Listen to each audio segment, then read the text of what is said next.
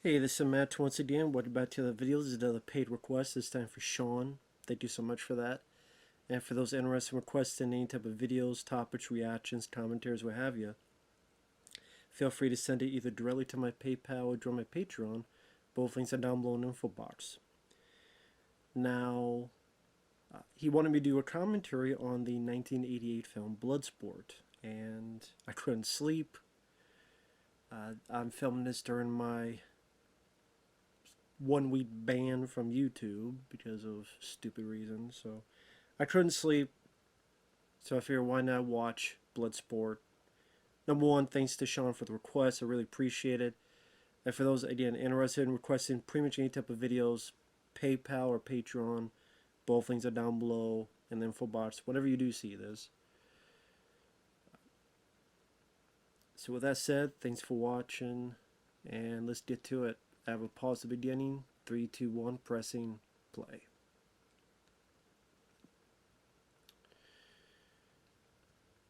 We have the Canon Films logo. This is on the Blu-ray that is joined with Time Cop because for some reason Bloodsport doesn't have a Blu-ray by itself in the US.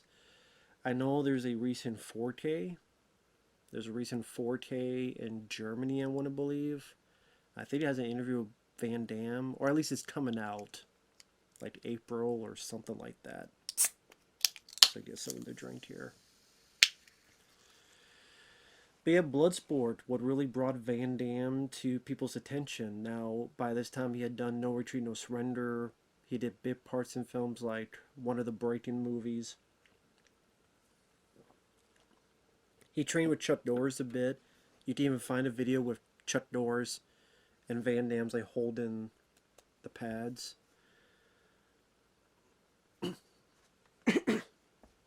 But yeah, from what I understand, Van Damme desperately wanted to be a star. Went to either Golden or Globus, one of them. Said, I can do this. He's like, whatever. This guy can barely speak English. So Van Damme did these kicks, and, ooh, I guess they did work out pretty well. And then as the movie went on, it was filmed and had apparently a disastrous first cut. And like Van Damme, and I want to say also Sheldon Lettich, like they helped with the editing to really bring it to the film we have today. I love the music. I think the music is very well done. I believe the same guy who did the music for this would also do Kickboxer. I like this opening because you get a taste of the fighters, either training wise or fighting wise. So it's a taste of things to come. Plus, it starts off the movie with a bang with some action. Now, how some people grew up with Enter the Dragon with martial arts movies, I grew up with Bloodsport. There's Donald Gibb from Revenge of the Nerds, among others. Always liked Donald Gibb. I always thought he was a very likable character. It's a good line for Donald Gibb.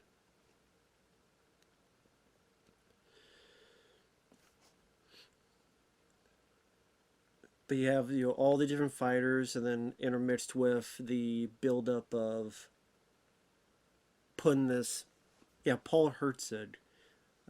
I don't know if he did music after Kickboxer. If not, that's a shame because this and Kickboxer are two very good pieces of music throughout. A little bit of showcase of Van Damme's kicking style. I know so many people doubt Van Damme as a martial artist and things of that nature, but he did impart in tournaments. Maybe the more point style, but that's still a legitimate thing. It's not like it does count. And he was a martial arts, he was a champion. But again, people just disregard that because, well, you want to kick like this in real life, but it's a movie. Like it's a movie. It's meant to be more entertaining and really have something that really speaks to people on the silver screen, which this film did.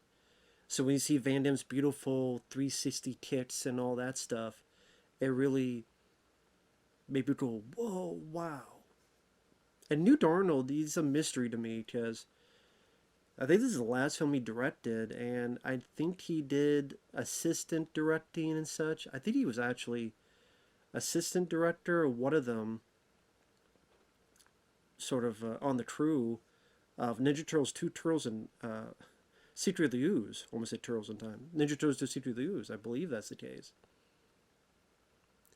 But yeah, this is the last time he directed. I always wondered why, if it was his choice. Because the film was a hit. It was a nice surprise hit. So you figure people go, oh, Newt Arnold. You're kind of like Robert Klaus. Robert Klaus did Enter the Dragon. And then people nowadays realize there was more Bruce Lee helping make that film what it is, not Robert Klaus. Do you look at Robert Klaus's other movies, they're not quite up to par of Enter the Dragon. So you would think at least Newt Arnold would get a couple more chances, but maybe he just decided not to. Maybe he felt this wasn't for him. I don't know. I mean, I don't know if there's ever been an interview with Newt Arnold. I don't even know if he's still alive. And here we have our flashback to how Van Damme's character Frank Dux first got involved in training. I always thought the voice of this kid is, I would assume it's a dub. It's a pretty poor dub. And I don't know why they did it in the first place. I mean, if the dub is this bad, then I wonder. If it's not a dub, then I'm absolutely gobsmacked. Because this sounds like a dub.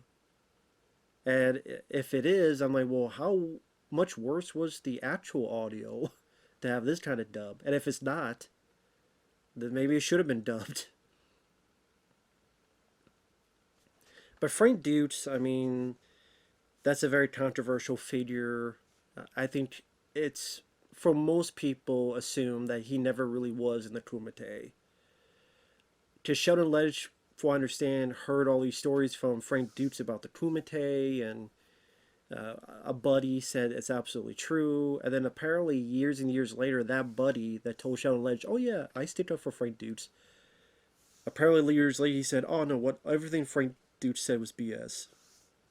There was never a Kumite, and even if there was, he wasn't in it. But it does make for a fun story. Now this guy here is the teacher. He was Lao She and Indiana Jones in the Temple of Doom. And he's been in a lot of other stuff too, but I remember him most from the beginning of Temple of Doom. And this one as well. But yeah, Frank Dux, I mean, there's been many stories about him making stuff up, like, I think, winning a Purple Heart, something like that, which a lot of military folks say, no, he never did that. It was a Purple Heart or Medal of Honor, I forget which one. And a lot of military people are very angry with Frank Dux, and they want to do a couple beam bam booms on him, so to speak, because they don't like that Frank Dux lied about that, which is understandable. It's not something to lie about. Apparently, it lies so much that apparently the parents, Frank Duce's parents, had like a picture of him in the military outfit. So I guess the parents believe he did that, but apparently, based on all the records, that's never been found to be true. But I know Dukes and Van Damme were kind of friendly with each other, even with Sheldon Lettich, and I think there was maybe a little bit, and I want, was it Double Impact or something, and then but not too much, and then I want to say the Quest is when things really came to an end, because Frank Dude said this is too much like Bloodsport and lawsuits and all that stuff.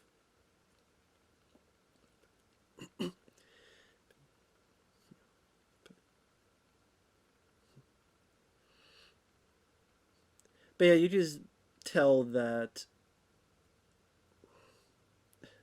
this influenced a lot of movies throughout the years. A lot of movies. It makes me wonder if these scenes here, the backstory, if there was more filmed. Like, if this was supposed to be a longer movie, who knows? Maybe there was more backstory. Maybe there was more scenes of this stuff happening.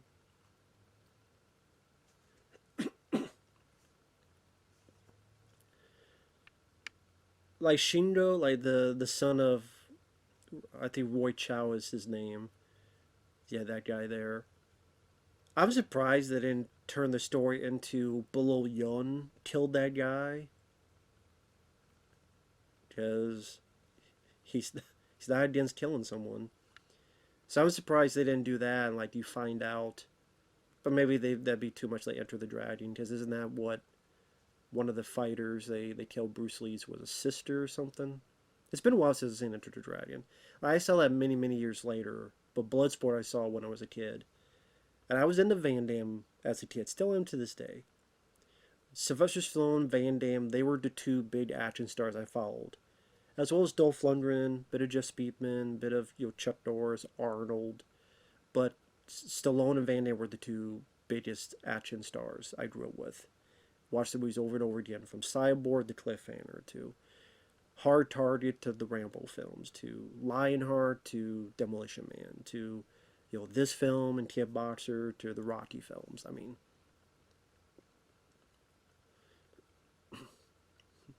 and, people make fun of Van Damme all they want, but I think Van Damme, for a guy that didn't know the best of the English language, I thought he did fine, because I thought he did fine in emoting emotion and dialogue. Yeah, he's not concrete with the English language, but there's people who don't have nearly the presence that Van Damme has. And this was sad. Van Damme back in the day, he would be willing to emote facial wise. I'm sorry about that. As much as people make fun of him, you see like his concern or anger or sadness or shock throughout his face, his eyes, his emotions are shown throughout his face.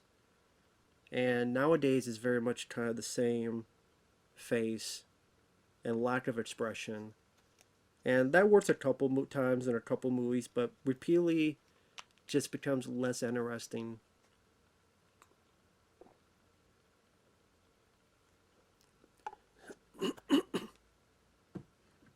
Sorry about the clearing of the throat. And this is in the midst of this nice training montage showing a bit more Van Damme skills. Great flexibility and agility in terms of those kicks.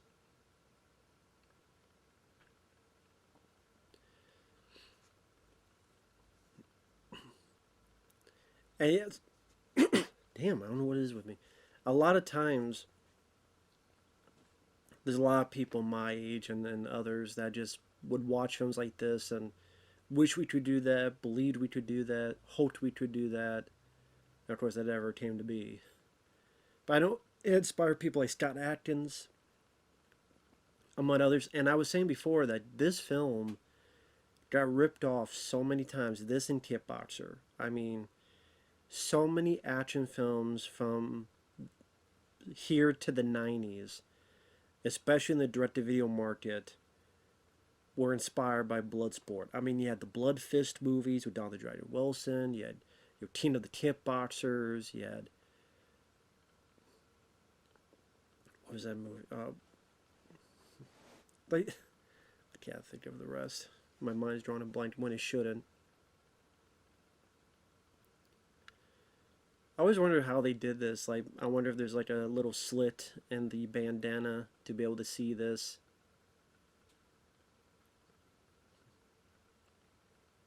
Or maybe the cloth, like, we see nothing on this way, but on the other end, you just see a little bit more. So, as long as he's moving, he could do that.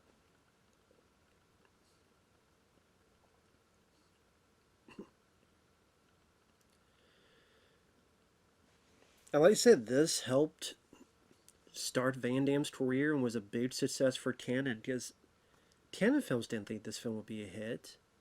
They thought it's Charles Bronson and Chuck Norris. Those are our stars. And then the growing guys, Michael Dudikoff, American Ninja, Avenging Force, among others. American Ninja 2 was, 87? But Van Damme, who's this guy Van Damme? But then because of how big it was, do you have him in Kickboxer, do you have him in Cyborg? And then we're going. And you have more of potential in films like Death Warrant, Lionheart, Double Impact, and then you have bigger movies, Universal Soldier, Hard Target, and ultimately with Time Cop being his biggest hit at the time. I mean, Time Cop, that's a film that, I mean, there was a sequel, Jason Scott Lee, but that should have been a Van Damme franchise. Like, Stallone had Rocky and Rambo, Arnold had Terminator, Van Damme should have been Time Cop. And that should have been part of the three picture deal, whatever he got, but instead, Van Damme, cocaine, Edo, everything in between got put together and completely hurt his value in the industry. People would hear stories of him acting up, acting a fool, and they'd go, I don't want to work with him. He's too much of a headache. He's too much trouble. He's too much drama. Van Damme even tells a story in what was that reality show Behind Closed Doors where he was offered another deal by Universal and he turned it down because he wanted $20 million a picture. Because that was the time when Jim Carrey was getting $20 million for Cable Guy. And it showed how ridiculous Van Damme's thinking was. As much as I like Van Damme, he's not perfect. No one is, though. Because his films were not making the money to have a $20 million paycheck be worthwhile. Jim Carrey was. I mean, Jim Carrey at that time, he had done Ace Ventura Pet Detective, then The Mask, then Dumb and Dumber, which a huge year, 3 movies in the same year that did big numbers. I mean, I think Ace Ventura Pet Detective made more than maybe even Time Cop, or at least the same. And then The Mask and Dumb and Dumber were like $100 million pictures in the U.S. alone. And then Batman Forever was even bigger. Ace Ventura When Nature Calls was bigger, or at least a big hit. I think it. I forget how much money it made, but it made a decent amount of money. So, this is 94, 95, so 96, yeah, they're going to give a $20 million paycheck. Look at all he's done. But Van Damme, on the flip side, you had Street Fighter that didn't do well. You had Sudden Death that did not do well. And I like the film, but it's hampered by the fact that most of the fight scenes are Van Damme's double. There's close-ups of him put in there, true, but a lot of wide shots are Van Damme. I mean, I wish they were Van Damme. What am I talking about? A lot of wide shots are not Van Damme. That's what I meant. The close-up shots are, but a lot of the wide shots are Van Damme's double, fight double, stunt double, whatever you want to put it. It's fine to have a stunt double for dangerous scenes, but for fight scenes, that's kind of the reason. That's part of the reason they're paying you. It's at least. I mean, to be fair, probably 60-40, 70-30. Fighting 60 or 70 and the acting 20 or 30. Although, again, people get mad at me for saying this. I never thought Van Damme was a bad actor. I think for a guy that, again, was from Belgium and was trying to learn the English language, I've seen much, much worse. Jalal Murray, for example. I like Billy Blanks, but I would say Van Damme's a better actor than Billy Blanks.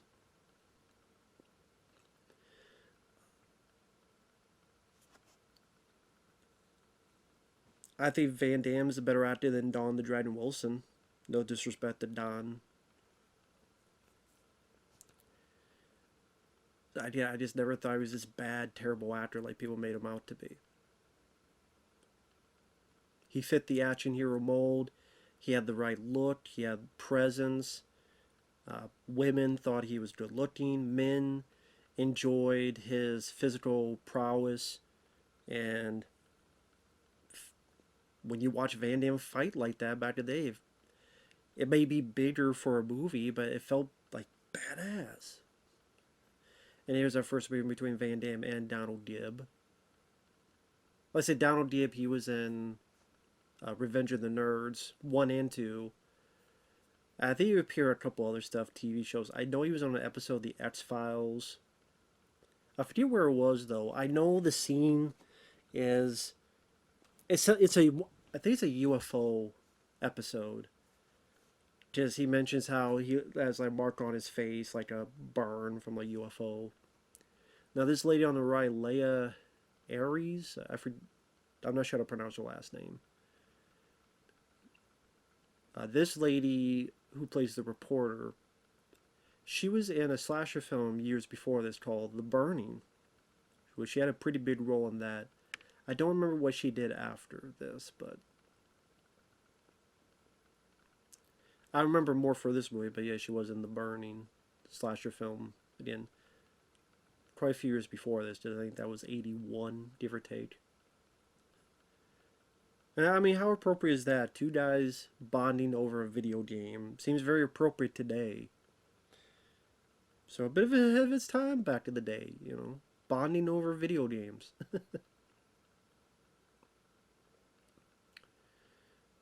I think this is Karate Champ, I want to say.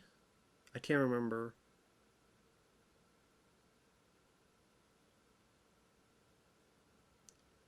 Yeah, I can't remember what this is called. I don't think it was a game made up for the movie. Maybe it was, but I'm assuming it was. I think it is Karate Champ because I remember. I now recognize that referee at the top because I think in one level isn't he like in a tree for some reason. Yeah, the Kumite. And yeah, there were sequels of this. There were 3 sequels: Bloodsport 2, 3, and 4 with Daniel Bernhardt. Which they really tried to make him like the next Van Damme. It didn't quite work out, but he found success later on. You know, being stunt crew and one of the agents in some of the Matrix sequels, and I mean now, I mean, he was in Nobody. He was in the first John Wick film. I know he appeared in a few others, like pretty big, high-profile movies. So I mean, he's in more high-profile movies than Van Damme is nowadays. But at the same time, the mainstream knows more of Van Damme because of films like this and Time Cop and Lionheart and so forth. Of course, this actor on the left here, on the him is Forrest Whitaker. Now, this is the early stages of Forrest Whitaker. This is when I think right before this, he was in Good Morning Vietnam with Robin Williams. And like a few years later, he'd be in Species, 1995 film.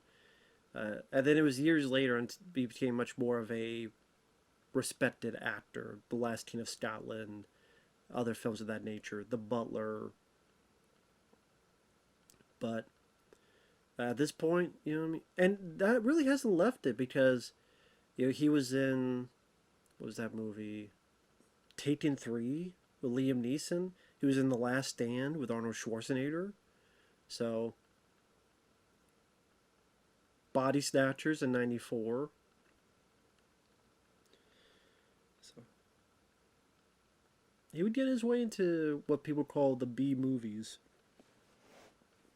But I don't know, I mean, people look at them as B movies. To me, I just think they're fun, kick-ass movies. I mean, it's fast-paced, it's got a lot of action, it moves really good.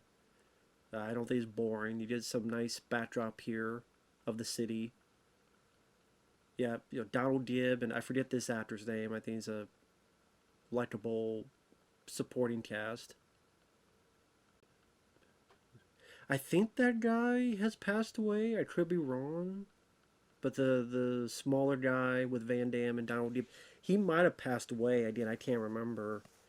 And it's a shame that we don't have a special edition of this movie. It's totally ridiculous. Wait, I gotta wait. This is one of my favorite parts. I've used this from time to time in videos. Okay, USA. I want to hear the story about that guy. Who is that guy? Is that his real voice? I would assume so. Was that in the script? Was that some kind of ad-lib type of thing? I want to know about that scene. I want to know how that works, but there's no special edition. I mean, it's crazy that again in the U.S. there was a Bare Bones DVD. I keep thinking it was Warner Brothers. I think on the DVD. I can't remember. I can't remember now. I could absolutely be wrong. And then like the Blu-ray is here with Time Cop on the same disc. Like doesn't even have a separate disc. It's on the same disc and no features. And it's, like I said, I know there's a 4K coming out in Germany. I think Van Damme's interviewed. I don't know what else and who else, but I mean you can have a lot. The fighters, Donald Gibb. It'd be nice to hear from him. But I wish this was done years ago when, again, Newt Arnold, I don't know if he's with us anymore. If not, it would have been nice to have it when he was with us. Sheldon Lettich, I know on YouTube you can find interviews where he's talked about it.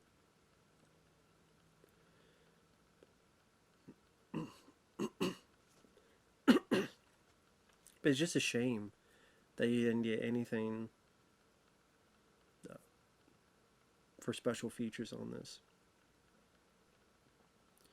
And here the showcase just how hidden away this is. Like you're going through this narrow upon narrow, sucking your gut to get through in order to find this location. Which makes sense. I mean, it's supposed to be, this is not something the authorities would want to be finding out about.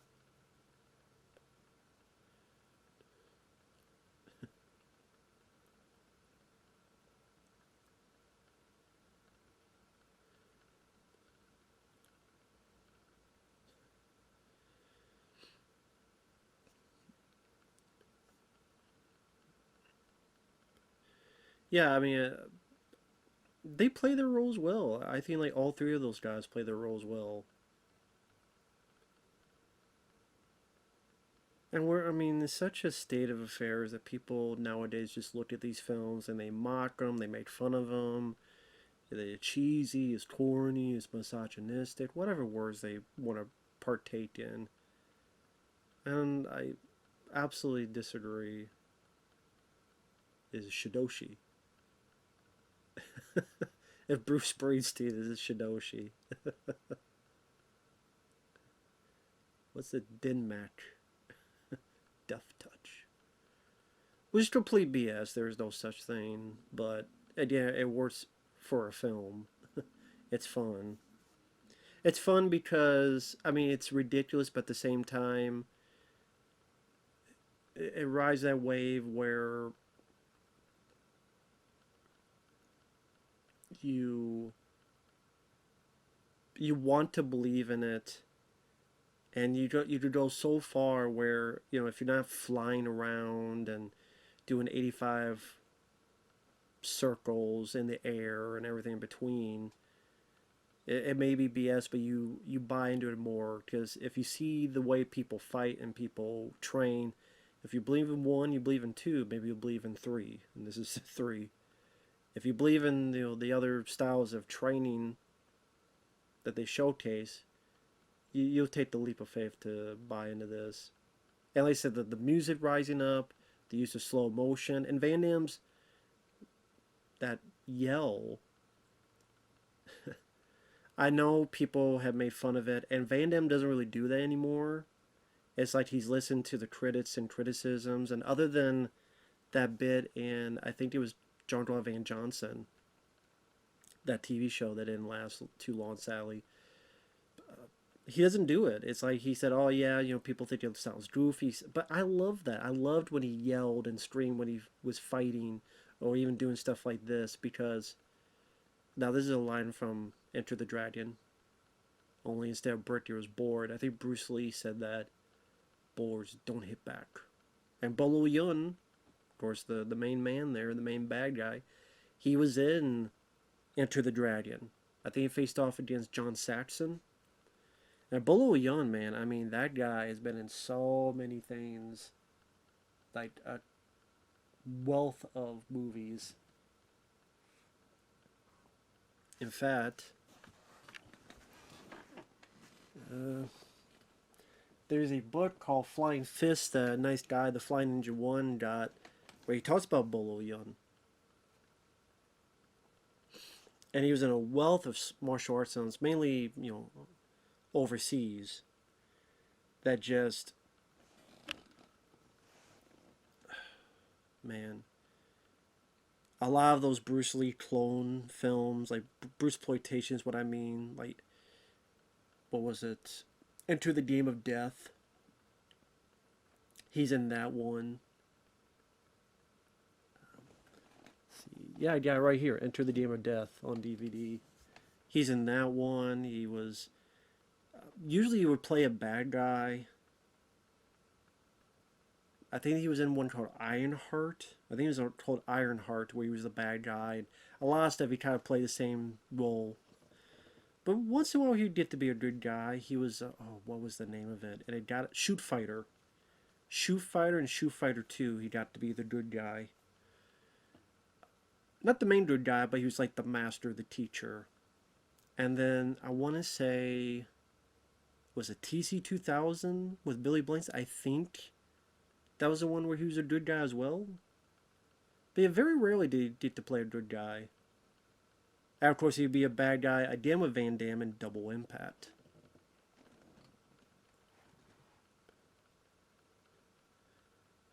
Who makes tricks with bricks?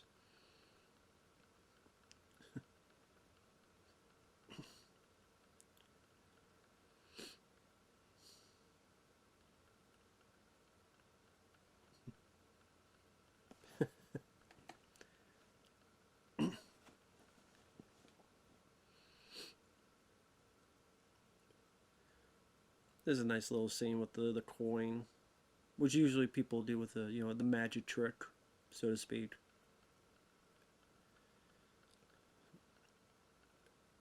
Like I said, I thought Van Damme had a good charm, and he was like playful at times, with that wink, and like when he plays, was it Chad and Double Impact? The guy in California, and he's trying to hit on the ladies and trying to impress them. Like he had that quality to him that I think worked well, and people like me enjoyed and associated with.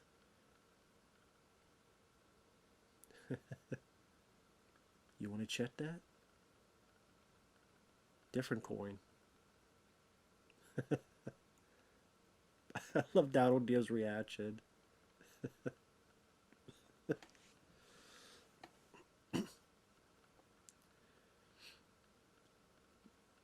Now I understand people's complaints where the stuff with the reporter, uh, at the end of the day, wasn't really needed.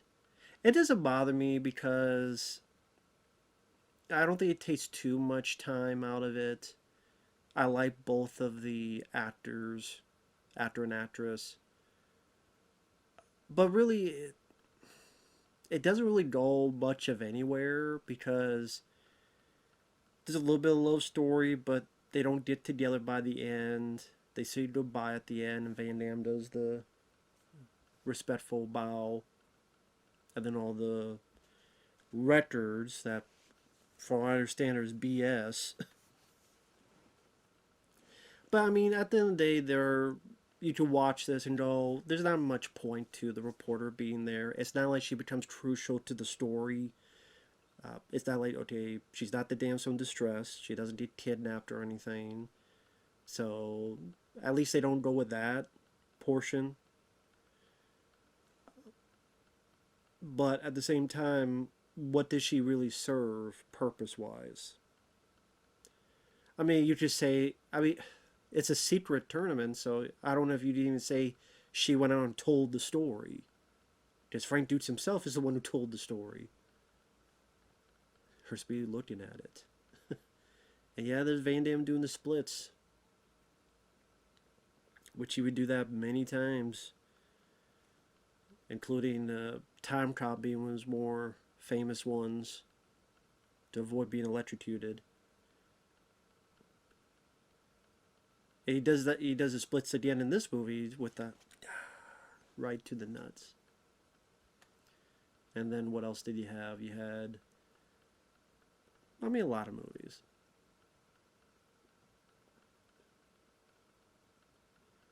I think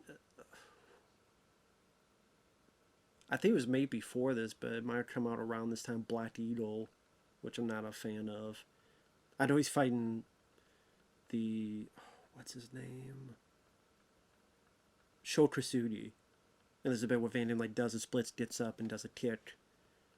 I think, and Van Damme does a splits on the rope and no retreat, no surrender, where he was pretty much playing an Ivan Drago type of character in that.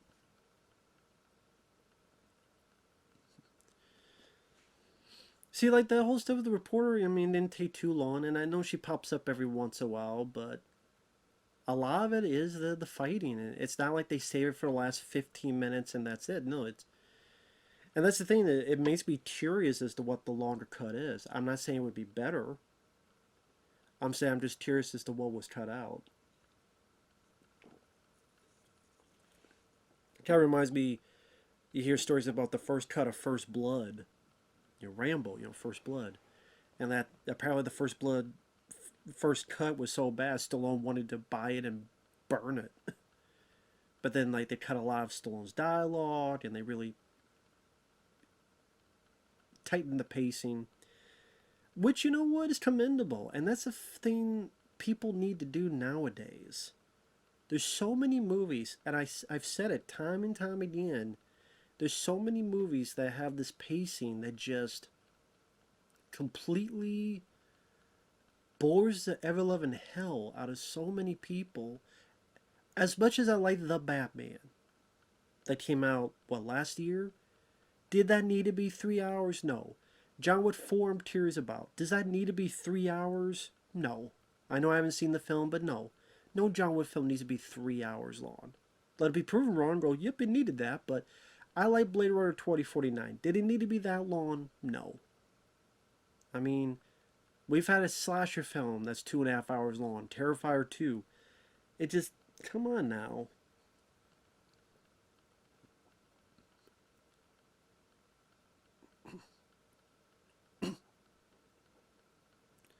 That's why they call it Bloodsport. That'll be coming up later. It's full contact. 3 ways to win. You knock the guy out. The opponent quits and shouts Mate. It's like saying uncle. Throw him right off the runway.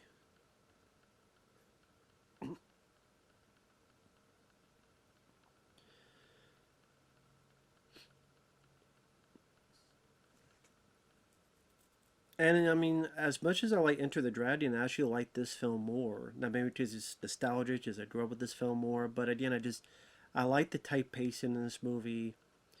It just feels like you get to see more fights during this.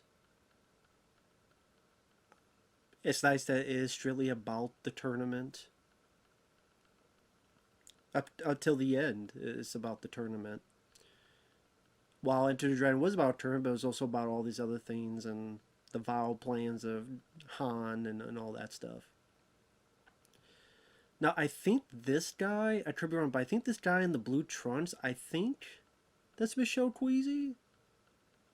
I could be wrong, but I think that's the guy who beat Ton Po in Kickboxer. I could be wrong, though, because I'm bad with names and stuff like that, but what does that have to do with names? But I'm just saying. But I think that's Michelle Queasy, the guy in the blue trunks. I think he's the guy who plays Tom Po in Kickboxer. Because I know he is one of these fighters. Because in Kickboxer, they put a lot of makeup on his face. So I think it's him. This kind of a mismatch. Like, this guy is so much smaller than Donald Gibb.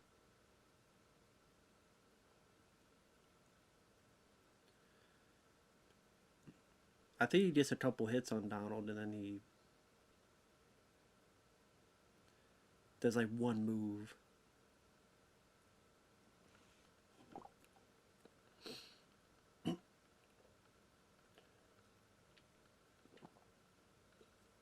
Now he's mad.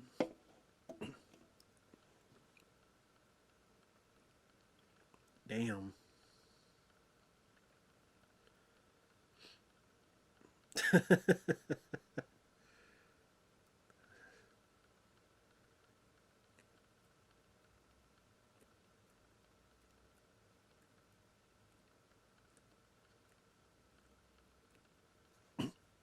Sorry, popping my ears. But won't be the last time you don't do that, clean up that blood.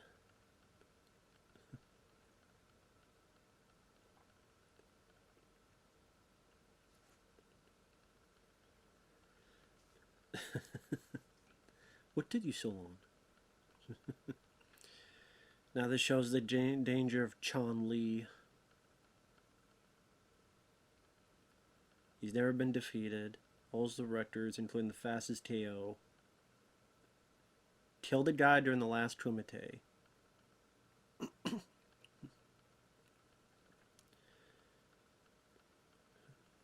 See, that's why I'm surprised they didn't do the whole... Like, they even say a guy died last year. I'm surprised they didn't do the whole thing where you find out the guy who died was Roy Chow's son. And that's when Van Damme's now, okay, now it's personal. There'd be other movies. I mean, in a way, Best of the Best 2, which is about a tournament. And you know a chunk of that is inspired by Bloodsport. If Best of the Best 1 is inspired by Rocky, Best of the Best 2 is inspired a little bit by Bloodsport. But... And they had a bad guy that killed Chris Penn's character, and then they want revenge. Philip Ree and Eric Roberts. Well, it's mainly Philip Ree doing the fighting. Eric Roberts does... He has a little bit of fighting, but not much compared to Philip Ree. Bolo Yeung is just such a intimidating guy. Completely intimidating guy.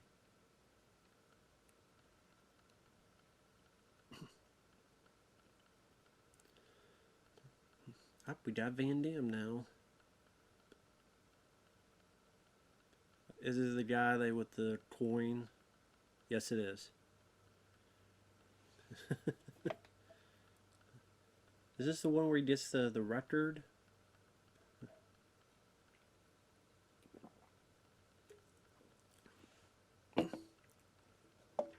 Or it might be the next one, I'm trying to think. Yep.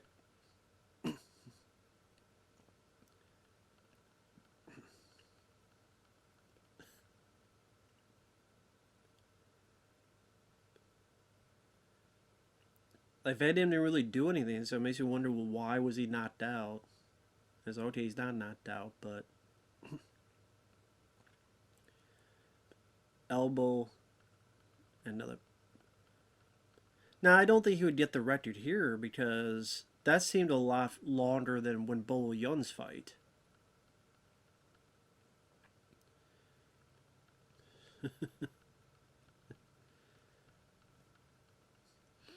Yeah, that seems a lot longer than Bolo Yeung's fight, so I think there's some shenanigans going on.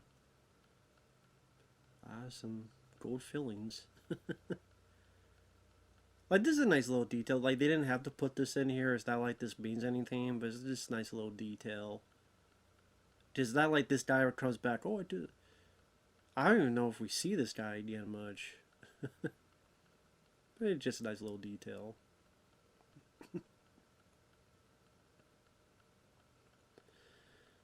You show a couple fights, and then you show the montage. And yeah, I mean, we don't know who each of these guys are, but at the same time,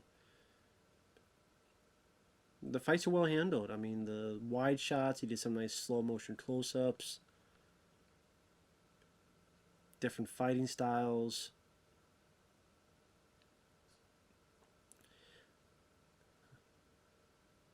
Like, this is definitely a different fighting style.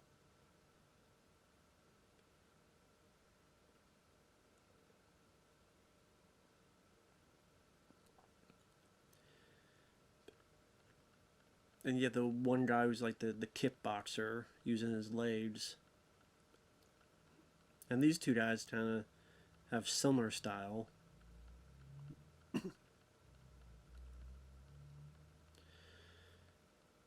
And, you know, some people say that this is a film that helps... See, there's the kickboxer guy. Which Van Damme will fight later.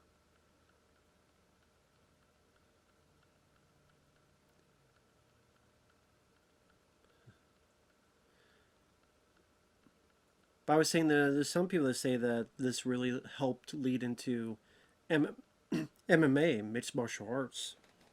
And then later UFC, things of that nature being inspiration.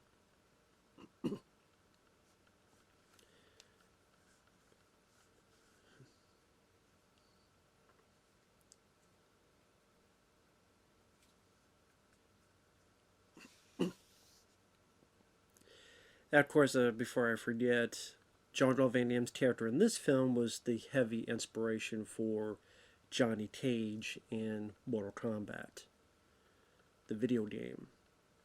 And I think there were talks of him for the movie, but he said no. I guess for him, it's like, well, I just did a martial arts tournament movie called Bloodsport, so do I want to do another martial arts tournament movie? But in retrospect, he should have done that, because if he did that, it would have been a hit.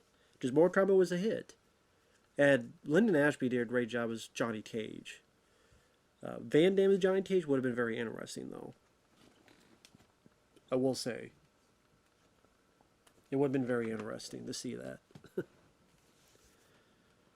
don't know what breed of dog that was, but I do like that, the way that dog looks.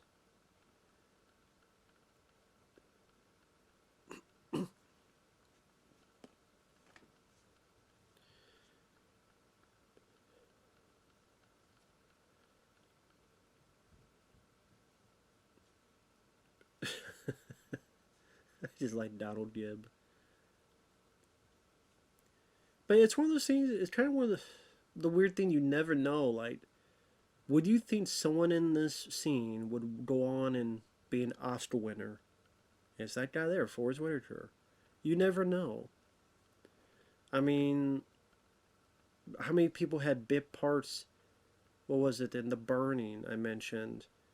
You know, Leah, you had a bigger part, but you had like Jason Alexander, and then he would go on to be in Seinfeld, and that alone probably made him more money that he doesn't have to work ever again. He's worked from time to time, but I mean, doesn't have to work that much. I mean, let's face it, he didn't get that money from those McDLT commercials.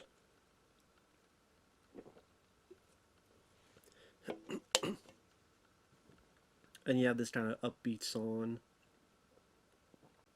This is what I miss. I miss Van Damme. Even this, like, he's having fun. He's got a smile on his face. I miss that because it makes him more human. It makes him more relatable. You know, to see a range of emotions, he seems less like a robot. You know, in this, he's having fun. He knows he can outrun these guys. He's faster. He's quicker. So he's going to toy with them. I miss that with Van Damme. Now, I don't know if it's because he just chooses not to, if he just can't do it anymore, if it's... I don't know if he takes medicine, because I believe he has bipolar. I don't know if that's the case. Like, I don't know what the case is, but it's just one of those things that I do wish we could see that old Van Damme again. I guess I should go with, his filmography real quick. Because always... You have to assume doing a video that this is the first time you ever see me jibber jabbing, as Mr. T would say. Stop that jibber jabber. Like I said, I grew up with Van Damme. Going through his career, I could never get into No Retreat, No Surrender like other people did. I was never bigger than that. I actually preferred No Retreat, No Surrender 2 with Lauren Avedon. I didn't see the third one.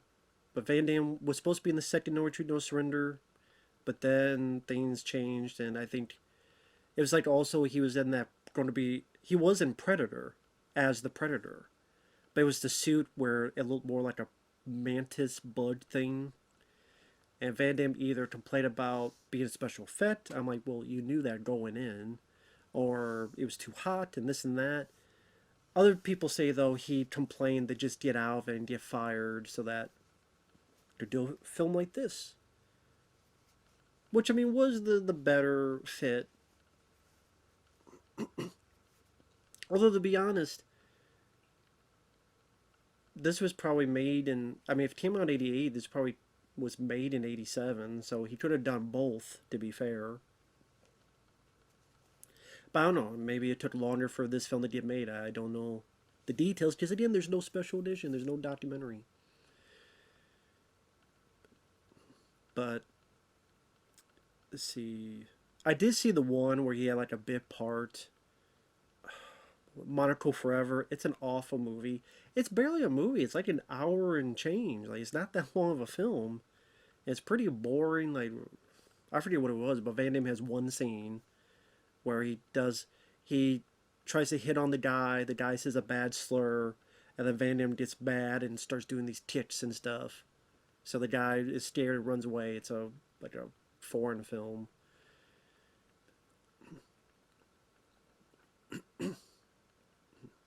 The booty's in focus. That's a line from, if you watch the Universal Soldier documentary, I think it's Dean Devlin or Roland Emmerich, one of them, talked about how it's my booty in focus. I think it was Dean Devlin. It's my booty in focus during the scene when he's stripping down to let the AC cool him down. Is the booty in focus? Like, Van Damme knew if women went to these films, they like looking at him, they looked at his body. Which, I mean, if we have so many movies with women doing it, I don't have to like it, but it's not meant for me. And when a woman does it, then it is meant for me. But Black Eagle, I could never get into. I thought that was pretty poor, but I love this film. I really like Kickboxer. I love Cyborg. Cyborg might have been the film that introduced me to Van Damme. It might have been. Fender, fucker, you know. I love it. I love the misery. I love the world. This world. I love Cyborg. I will admit, there are slow spots to it. To be fair, there are slow spots to it. But when it works, it just really works. From the splits and killing the guy to the cross scene to really enjoying the music. When you see one of the early Van Damme fights, he's got that spike thing come out of his foot in the 360 kick. Again, when it works, it really works for me. And I'm a sucker for the sci-fi apocalyptic movie. And I think for its budget, Albert Pyun, may he rest in peace, did fairly well for the low budget. May he rest in peace. But I do think the theatrical is better than his director's cut. I'm sorry, man. I'm sorry. I do think the theatrical was better. I was not a fan of the director's cut of Cyborg. It was... He disregarded Van Damme's voice. It tried to be more like an opera, and I think black and white, and that's just not that film.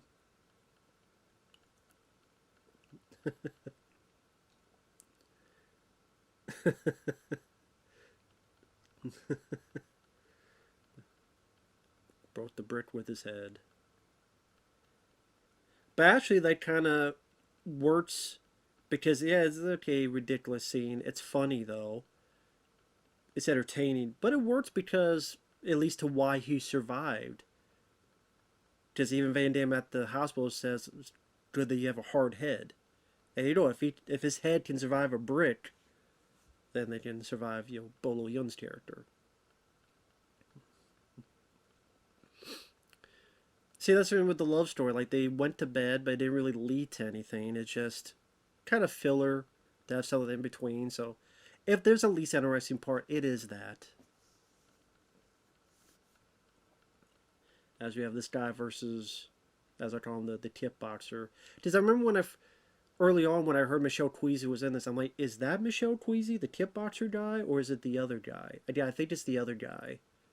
I think that guy goes up against Bolo Yeung, and I think Bolo Yeung breaks his leg. It's like bleeding badly. I think that's Michel Queasy, not this guy.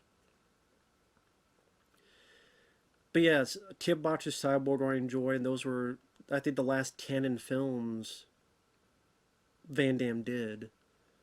And then you had Lionheart, Double Impact. Starting to get involved with other companies like Universal. I think Lionheart was released by Universal, among other companies. But either like Sony and Universal was kind of worked with them. Terrico with Universal Soldier, which I love Universal Soldier. But yeah, he mainly worked with Universal for that era. Because that's the time when studios wanted their martial arts guy. Because they saw that while these films were not making $100 million, if you hit the budget at a certain point, you're always going to make a profit. Warner Brothers was having Steven Seagal. Universal was trying to have Van Damme because he had Hard Target, he had Time Cop, he had to deal with, at the end, Street Fighter, Sudden Death, and The Quest. Yeah, I think this is Michelle Queasy, I believe, who's fighting Bolo Yeung. And he gets his leg completely annihilated. So yeah, this guy here is going to be Ton Po and kickboxer. I believe he was friends with Van Damme for a long time. I think they had a falling out. I don't know if they still have a falling out, but at one point they had a falling out. I don't know if it still is the case. I remember this looking gnarly too, this leg break thing. It looked really gnarly and grisly. Well, you see that quick shot where you see the skin and blood. I'm like, ew. Yeah, right there. Like, that's actually a pretty good makeup effect. I wonder who did that makeup effect. This way, I would love to hear an interview as to what did Newt Arnold do, the director. Was he a guy that his name was just on the credits and other people did the film? Is it like a... some people say George P. Cosmalos was that, and Rambo 2, and Cobra, and Tombstone. A few other movies people say that about other directors. I always love that move. Go around and tip the back of the guy's head. I know he also did that move in Hard Target and a few other movies as well. I love that. Yeah. Just brings a certain bit of emotion and impact to it.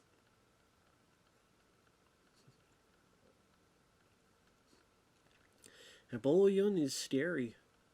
Scary, intimidating villain. And no, there's not a lot of backstory. You don't need a backstory where his childhood and his hopes and dreams and make him a three-dimensional. Sometimes these films work better with just an intimidating, scary bad guy who's bad and just bad. That doesn't mean being just bad doesn't mean awful. Hans Gruber was bad. Chun-Li was bad. There's nothing wrong with that. I always love this because this whole build up.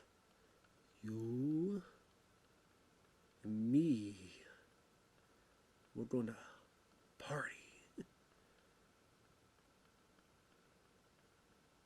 But you don't steer me.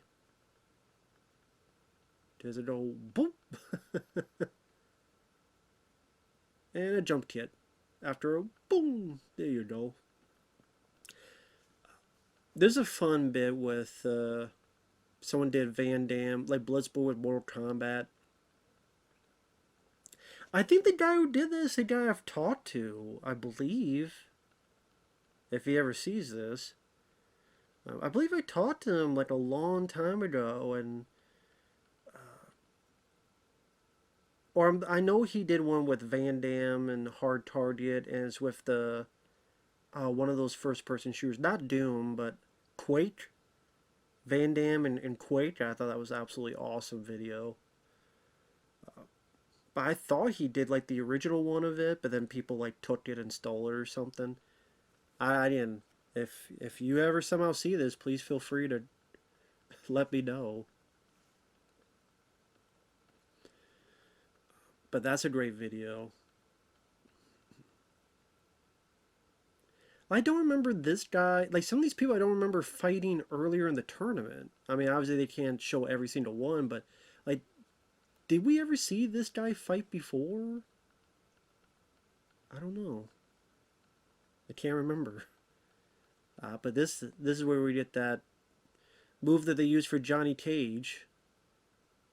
And he even did it in the Mortal Kombat movie. Oh, that hurt. Those are $5, $500 sunglasses, asshole. And this guy be like the E Honda of Street Fighter. But use a bit of his flexibility.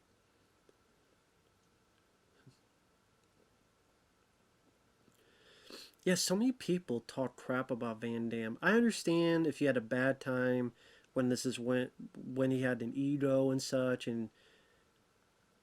but sometimes it's like they do it when they've never even met the guy. And it seems like, obviously Steven Seagal doesn't like him. But I mean, not many people like Steven Seagal. Let's be fair. And I like Van Damme a lot more than Steven Seagal. I love that.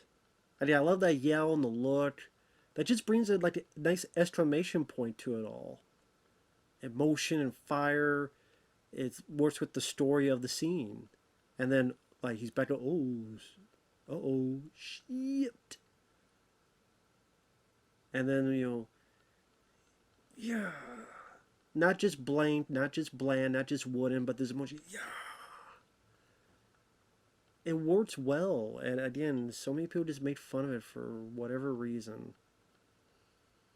And I'm like, yeah, the same people made fun of it, and then he doesn't do it anymore.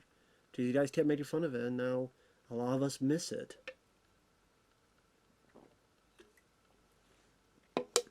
And yeah, I mean, throughout the 90s, like I said, Street Fighter, Sudden Death, and The Quest did not do well at all for that trilogy of.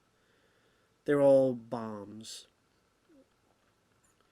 Street Fighter, I mean, that's the thing. After Time Cop and Hard Target and Time Cop, he was getting there, and Street Fighter and like Sudden Death is fun. Powers Booth is a good villain. There's some really good, solid pyrotechnic and stunt sequences. I don't like the fact that a lot of the fight scenes are Van Damme close-ups, but then a double for the wide shots. It just takes me out of the movie. I always thought that. I liked the film, but that's when Van Damme was heavy in the drug scene. Here's where Donald Gibb is fighting Bolo Yeung, but he's just too cocky. He should have been paying more attention. This is a guy you don't want to see. He's just having fun. He likes it.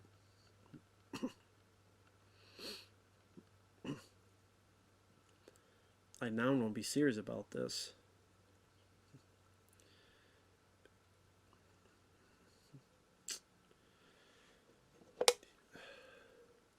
I'm glad they didn't kill him off, because they could have easily done it where he gets killed off, and that's more vengeful circumstances for the lead at the end. Like, they could have easily killed him off. I'm glad they did not, though.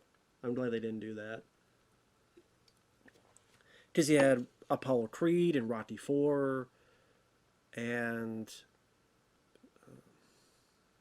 again, Chris Penn and Best of the Best 2.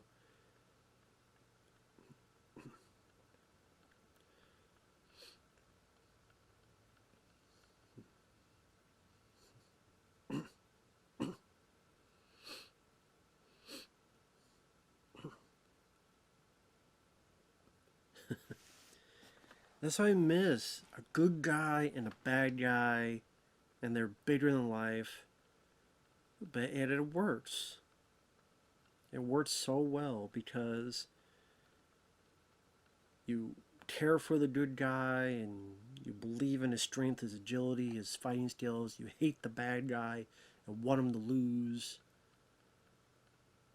That fundamental good versus evil. Nothing wrong with that.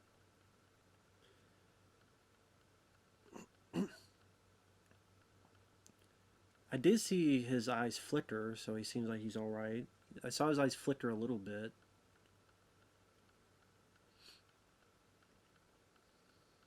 I just, to show that he's listening. There he goes.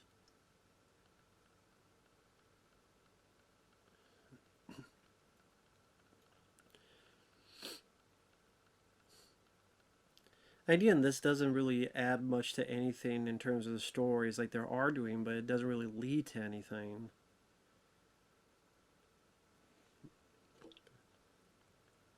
But again, I thought, the actors did their jobs, what they needed to do.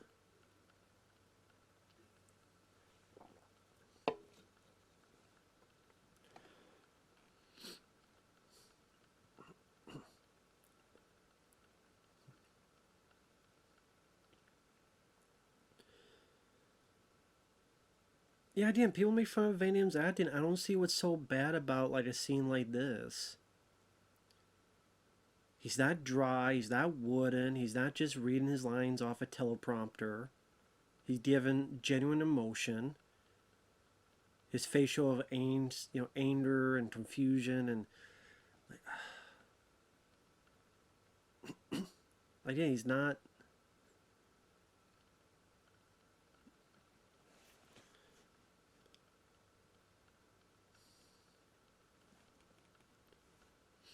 I said I don't see what's so bad about his performance. I really don't get it. I mean, I guess you could say this is where it leads to is that she contacts the people to have someone to show the authorities where the Kumite is. I guess you could say that's where her plot point finally comes into play, is for this bit here. I swear I've seen this guy before. It might have been in some Jackie Chan films, but I could be wrong. But I swear this guy I've seen before that she's talking to in an assortment of movies. Another montage. But I'm a sucker for montages. I know they kind of got played out after the whole South Park. Do I need a montage? Not South Park. Team America. From the makers of South Park. Team America. Need a montage. Montage.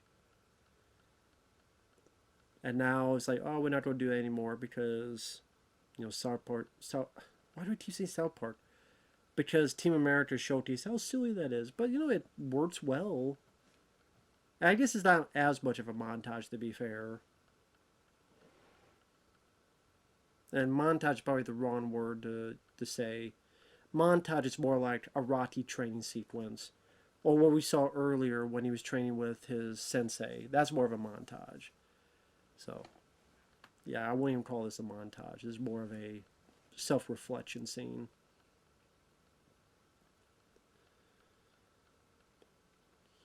And this is a beautiful shot. Like him doing the splits, and you have the whole city. That's just great. That is a great shot. I think Mark DeSalle produced this. I think he would go on to direct. I think he would go on to do The Perfect Weapon, and maybe. Did he do Kickboxer? I want to say he did. Don't quote me on that, though. That's a shot that was in so many publications around the time of action heroes. Is that shot with Van Damme, the splits, and the city in the background.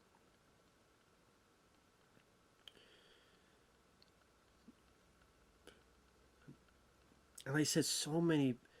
Think about Van Damme and his movies, right? So many sequels, remakes, reboots have been made.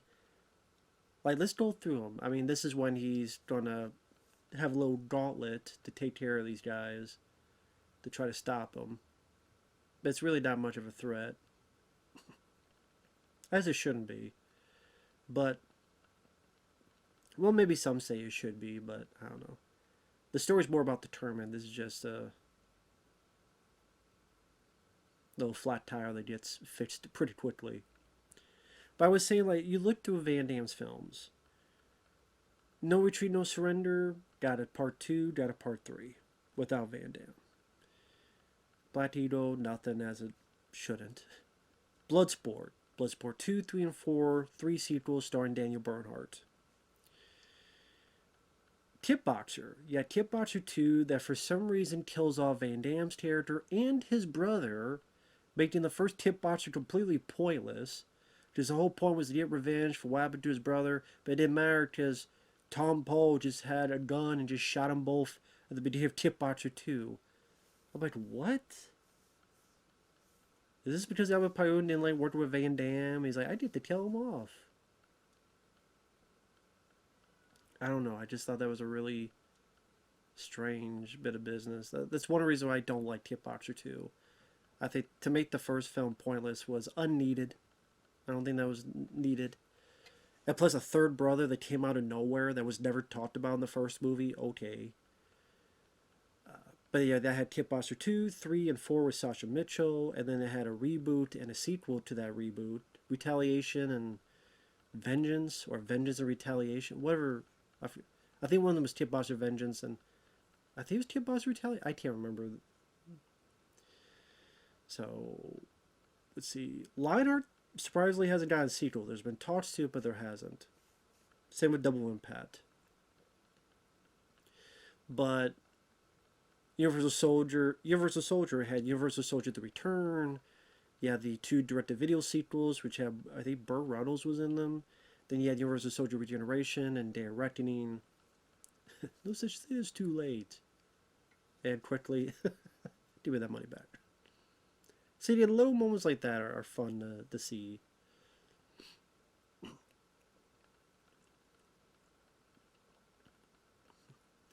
But I'm trying to think. Oh yeah, Universal Soldier, like I said, The Return, which bombed badly, and then you had Universal Soldier: Regeneration, Day of Reckoning. Hard Target got a Hard Target 2, which, for what I understand, Stockton said no multiple times, and then the money was good enough. It's like, okay, I'll do it. It was some good money. Was it a good movie, but it was, I'm sure, good money for him. But you had Hard Target 2. You had Street Fighter: Legend of Chun-Li, which wasn't really a sequel, but, you know, what it was, whatever the hell it was. It was a movie. It wasn't really a sequel. It was just, it's not a sequel because it has a completely different Bison and all. It just, I know that's a bit of an iffy thing because it's based on a video game. So, it's just based on, you know, video game again. And apparently the cat is bad that I'm talking about Legend of Chun-Li. I don't blame him. Because why should I be talking about Legend of Chun-Li? Time Cop had a sequel, Time Cop 2, The Berlin something with Jason Scott Lee. This is Street Fighter. Sudden Death had a sequel. Well, not even a sequel, it had a remake. Welcome to Sudden Death with Michael Jai White, which was terrible. It was not funny. It wasn't action-packed. It wasn't exciting. It seemed cheap. Welcome to Sudden Death was awful. And then you had, what was the movie? I forget what it was called. You had a lot of stuff. This is probably one of my favorite fights in the movie is between Van Damme and this kickboxer guy. Because I love the back and forth of, like, test of strength, test of will. Like, who can take it more? Tit you, tit you. Tit you, tit you. He's like, come on. Yeah, that little tit that, yeah, come on. Like, they ain't nothing. Huh? Come on, again, come on. Who's got it? Who can take it? Like 2 tits in the span of 1.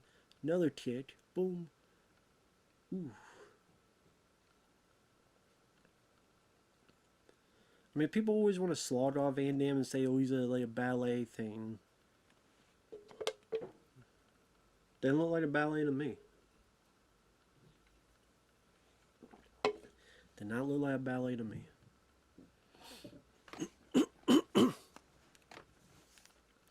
And Van Damme's like, I'm going to get you next.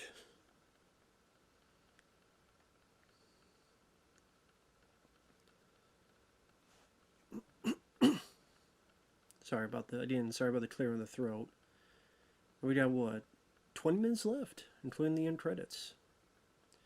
Oh, this is the one where Chun-Li kills someone.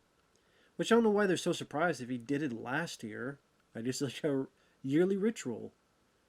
Haven't killed anyone yet, just gotta do it now.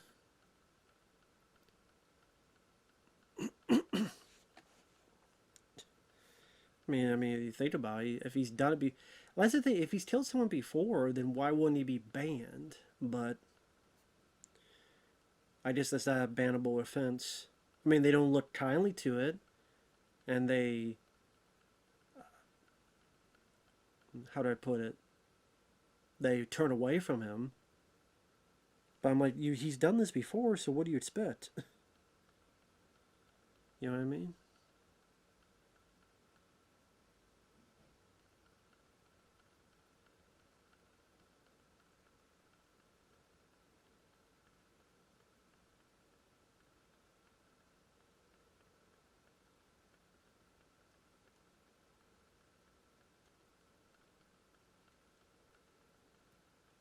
Yeah, that's where the shame, sort of the turn of shame. I mean, I don't know why they're so surprised if he did it last year. I didn't like why are you so surprised? He killed someone again? Yeah, he did again.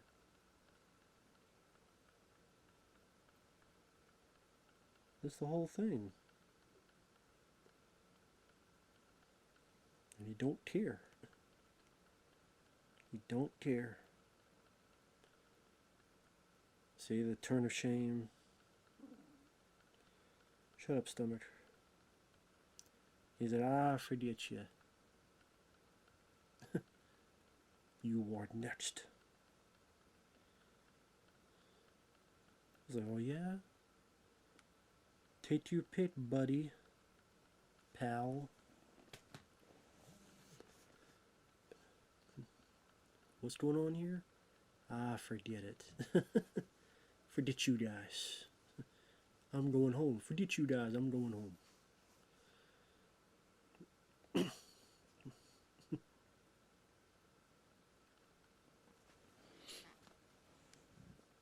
Damn, I had my phone. I wanted to look up some info and then I turned it off. I was looking at something else.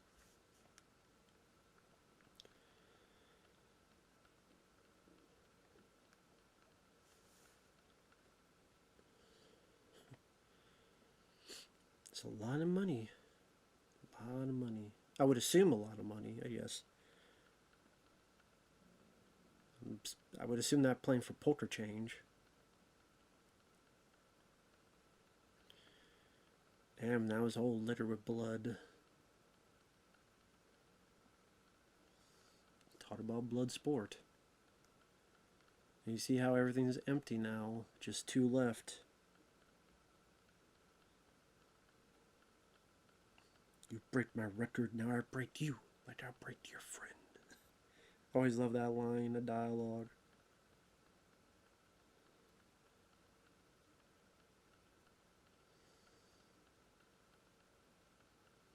Yep, there's his buddy's bandana. Some bitch. Of course you gotta have that on. Van Damme's like, you some bitch.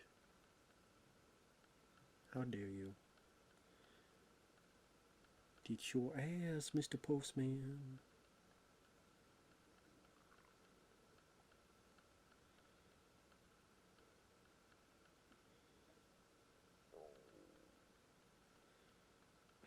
And sorry about my stomach making an appearance.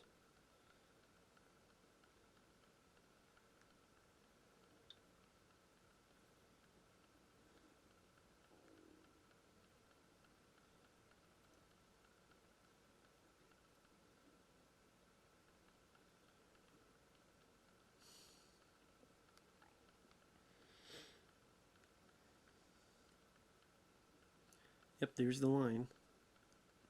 Let her break your friend.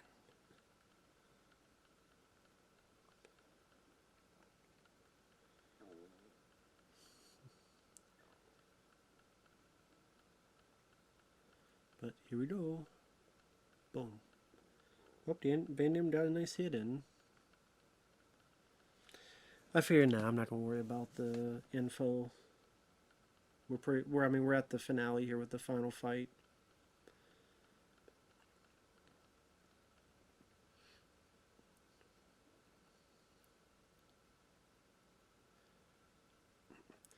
Probably as much as Bolo Yeung's been a lot of stuff, this I would assume would be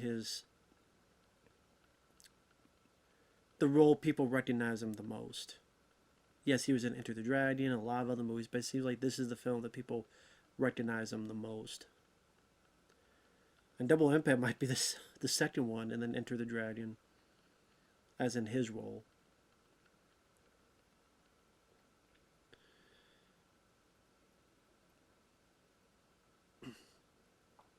Nice to admit a slow motion there.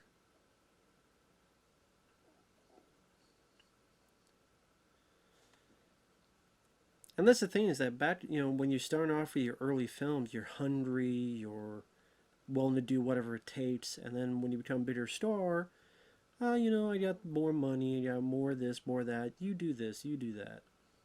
But here is like you get these beautiful kits. Like that kit there, I think was used maybe the trailers. Kind of the ending cut of the trailers. That beautiful kit to Bolo Yeung's face.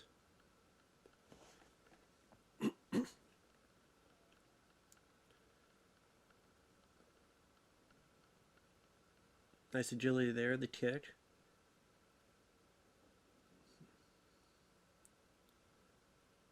Ooh.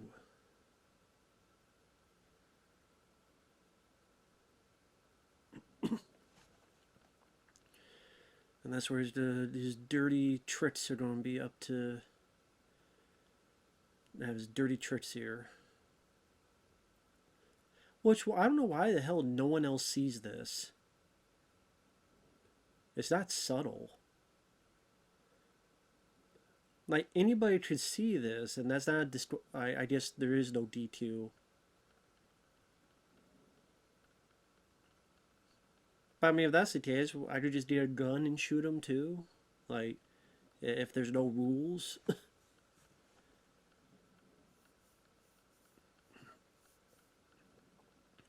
It's not like people didn't see that big old white dust fly through the air.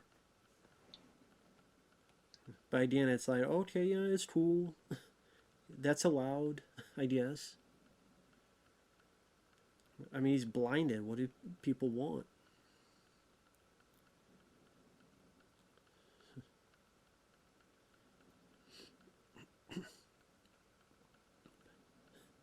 I like that look of Chun-Li. Just so excited, so happy about it.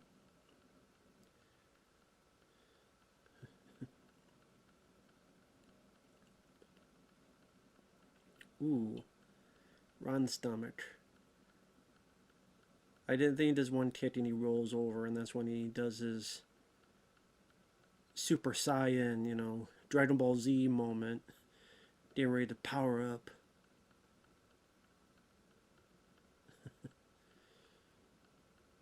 There he goes. Ah. But I love this bit. I mean, the show emotion. It's what's lacking, is the emotion.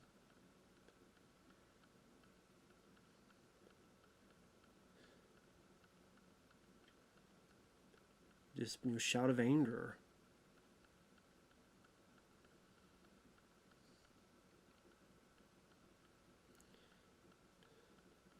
Just a complete frustration. Got the nosebleed as well.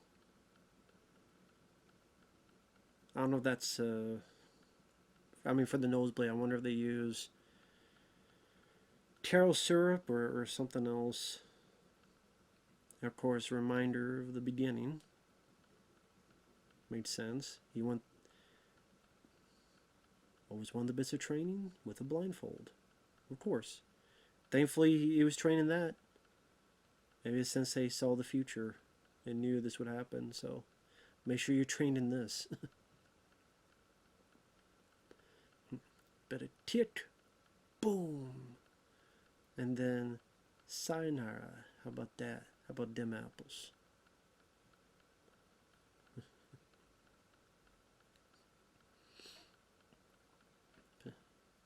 You want to mess with me some more? Come and get it. What about you? No. Which makes sense. I mean, he knows Chun-Li doesn't have a shirt. Boom. And that's tough to have to do a kick without looking at the guy. It also has to have some trust too, because I know once in a while Van Damme does connect. Whether it be there's the infamous story on Cyborg that apparently, not apparently, but it blinded a guy, which was too bad. Was one of his eyes. I know Liam Hemsworth said Van Damme kicked too hard at Expendables 2. And there was that, what was that, UFC fighter, MMA, UFC that was training with Van Damme, and Van Damme made contact. Even behind closed doors, he was doing a film and there was impact, and he seemed very upset about it. Like he felt ashamed. That was a great jump and jab move. Boom. Great side kick.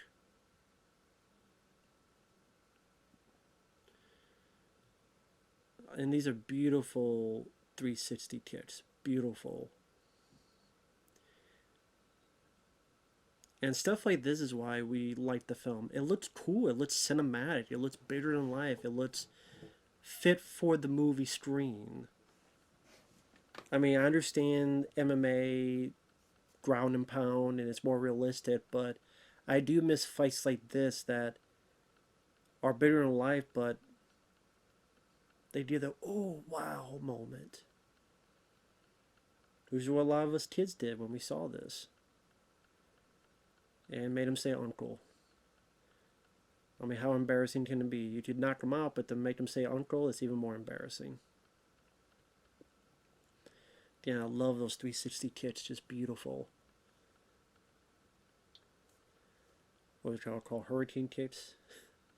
And the two guys are happy for him as well, which is nice. Kind of like the guys at the end of Lionheart, where they're rooting for him and happy for him, and at the end let him go. They don't let him go here. It makes sense he's ready to go home. The first Westerner to win the Kumite, as Frank Dux says, but again, as I said at the beginning, it seemed all that was a lot of BS. That never really happened. It never really happened. I don't remember if his sensei died or if he was just sick.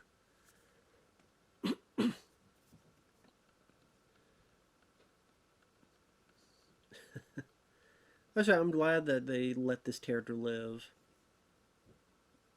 I think he came back for Bloodsport 2. I think so, but I don't remember what happened to his character in that. Which I know I've seen the film, but I don't remember what happened. I don't think they killed him off. I don't think so.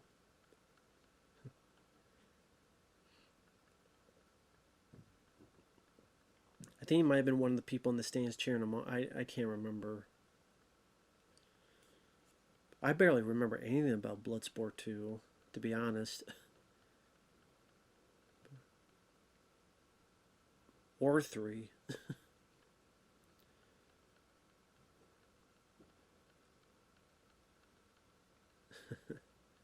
That's a nice, final bit with Donald Gibb there. That's really nice. Really nice to see.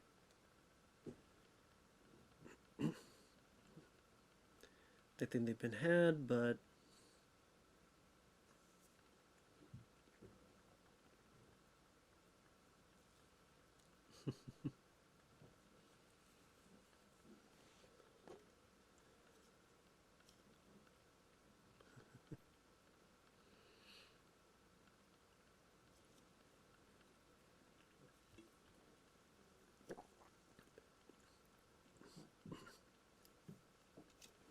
it's kind of weird that he doesn't look at Forrest Whitaker, but then the other guy, he looks directly at him. I don't know what that was about. I thought this was a nice bit. I love the music, especially the song.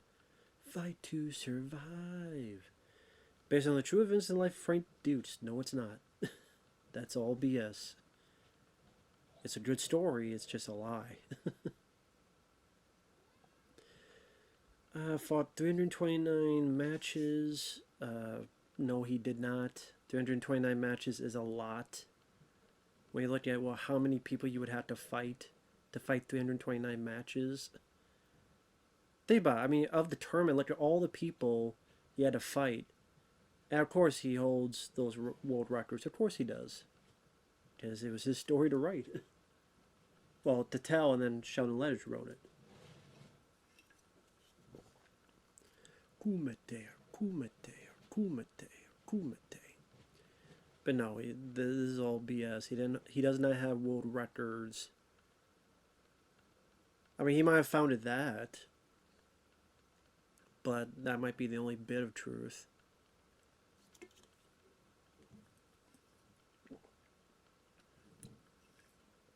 But but made for a good movie.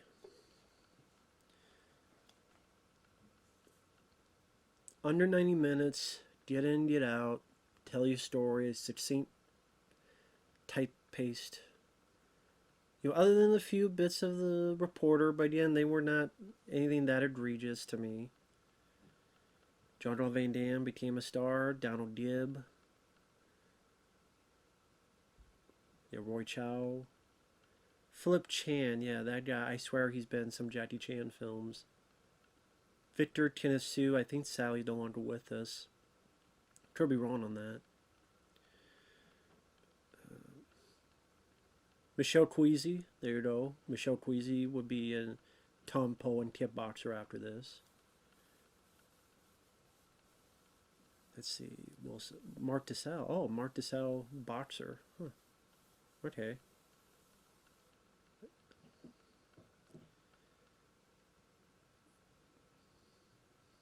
Trying to look at the other names. I don't recognize the other names.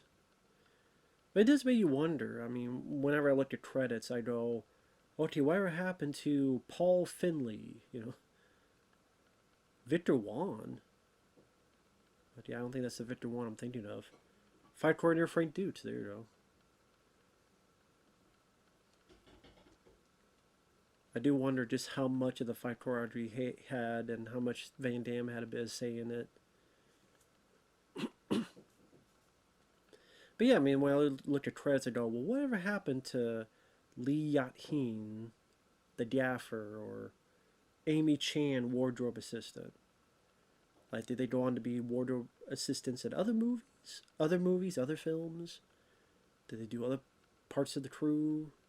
As in, you know, other parts in movies of different portions? Like, did wardrobe become gaffer and gaffer become wardrobe? Like, I don't know why I care. Fight to Survive by Stan Bush. I mean, yeah, I didn't even mention Stan Bush. Stan Bush was in so many of 80s films. His sound, whether it be You Got the Touch from Transformers to Thunder in Your Heart, Rad. I mean, you think Stan Bush, you definitely think 80s. And that's Bloodsport. Again, Canon Films, nice surprise hit for them, especially worldwide. Sally, again, no features, just languages, scene selections, and you can go to Time Cop. Because they're all on the same disc. I think Time Cop does have a separate Blu-ray you can get, but again, Bloodsport, no, for some reason. But and Time Cop doesn't even have a special edition. That was one of Van Damme's big hits. But go figure. But I mean, that's the thing. Like Bloodsport, Time Cop. I mean, no special editions on those. Kickboxer. Just ridiculous. Funny enough, the one that got a special edition so far is Cyborg and Universal Soldier. Street Fighter technically has features, weirdly enough. But with that said, thanks for watching. Take care, and we will see you guys later. Bye-bye.